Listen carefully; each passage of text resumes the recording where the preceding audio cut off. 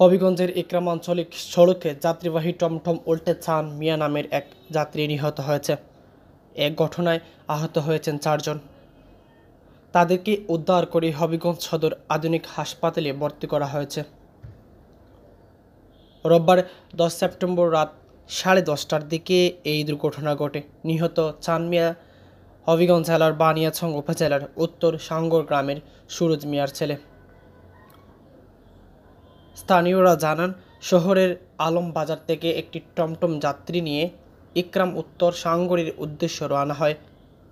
পথিমধ্যে টমটমটি নিয়ন্ত্রণ হারিয়ে সড়কের পাশে উল্টে যায়।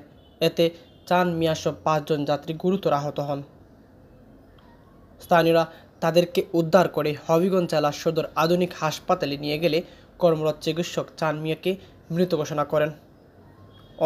অন্যদের হাসপাতালে চিকিৎসা দেওয়া হচ্ছে। হবিগঞ্জ সদর মডেল থানার ইন্সপেক্টর তদন্ত বদুজ্জামান বিষয়টি নিশ্চিত করেছেন।